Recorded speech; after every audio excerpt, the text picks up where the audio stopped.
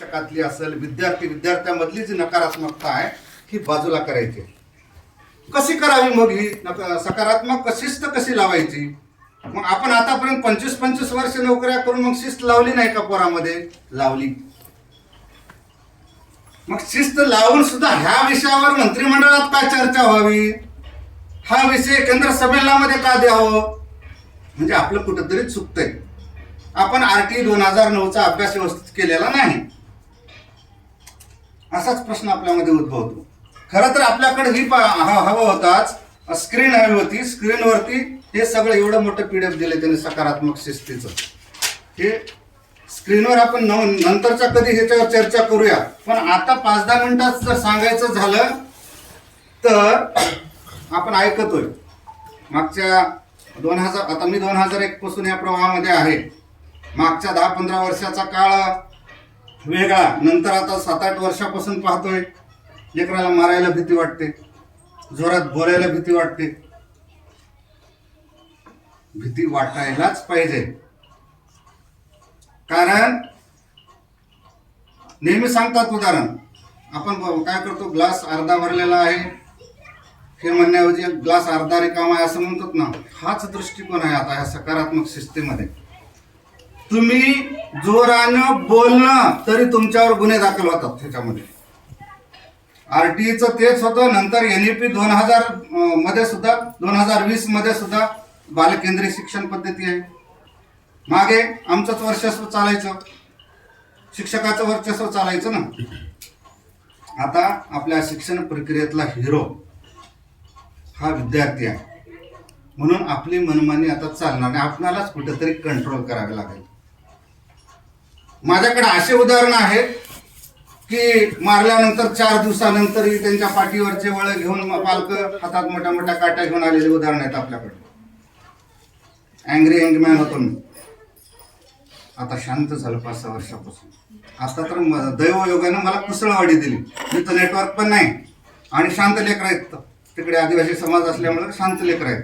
म्हणजे आपल्यामध्ये बदल करायची गरज आहे.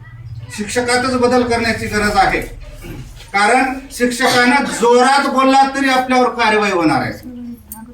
पालक एवढे जागरूक झालेत 2009च्या RT नंतर, त्यांनाही माहीत झालंय. पहिलं शिक्षक, आता आपणच अनुभव घेतला ना, सर काय मारायचं, मारा माझ्या पोराला. पण आता कोणी पालक यायले का? मारल्यानंतर लगेच दुसऱ्या दिवशी पालक यायलेत शाळेमध्ये, सर माझ्या मुलाला का मारलं. अंगावर शहारे आले तो लेकरांना जोरात बोलताना सुद्धा. मारणं तर दूरच राहू द्या, अशी परिस्थिती आहे. म्हणून प्रेमानंच सकारात्मक शिस्त त्याच्यामध्ये आपल्याला निर्माण करायचे. न मारता, न बोलता. मग कशी करावी? एक गुरुजी आणि शिक्षक ह्याच्यामध्ये, शिक्षक आणि विद्यार्थी ह्याच्यामध्ये एक विश्वासाचं नातं निर्माण करायचं. कसं विश्वासाचं नातं निर्माण करायचं? तुम्ही पाहत असाल, गुगलवर पाहत असाल, युट्यूबवरती पाहत असाल. जपानमध्ये जर गेलात ना तुम्ही, जपानमध्ये असा एक प्रत्येक शाळेला कमान असते. त्या कमानीवर काय वाक्य लिहिलेलं असतं? If you can't do, no other people in the world can do it. बघा, तुम्ही करू शकत नाही ना, मग जगातलं कुणी हे काम करू शकत नाही. एवढा विश्वास तिथल्या गुरुजनांचा आपल्या विद्यार्थ्यावर असतो. म्हणून दुसऱ्या महायुद्धामध्ये हिरोशिमा नागासाकी सारखं देश नेस्त नाबूद होऊन गेला जण तो, तर फिनिक्स पक्षानं कशी भरारी घेतली त्या देशानं. आज आपण कुठं आहोत? मी जेव्हा लहान होतो, 1ली 2रीत 4थीत असेल, गुरुजी सांगायचे भारत हा विकसनशील देश आहे. 10वीत गेलो, माझे गुरुजी तेच सांगले, भारत हा विकसनशील देश आहे. 12वीत गेलो, D.Ed ला गेलो का, आता शिक्षकी पेशाचे 24 वर्ष पूर्ण केले तर मी माझ्या विद्यार्थ्यांना सांगतोय, पोरांनो भारत हा विकसनशील देश आहे. काय ट्रॅजेडी आहे भारताची बघा. इतर देशाच्या, चायना बघा, चायनाचं तंत्रज्ञान बघा, जपानचं बघा, कुठे गेलेत. आणि आपण कुठं आहोत? भारताचं कुठं कमी पडतोय? आणि त्याची की काय? एज्युकेशन. जपान मधले शिक्षक तू करू शकत नाहीस ना, जगातील कोणीच करू शकत नाही. त्या विद्यार्थ्याला वाटतं एवढा विश्वास माझ्यावर, तर खरंच मी करू शकतो. आपली ट्रॅजेडी, फार दुर्भाग्य आपल्या देशाचं. शिकल्यानंतर आपण बाहेर जातो.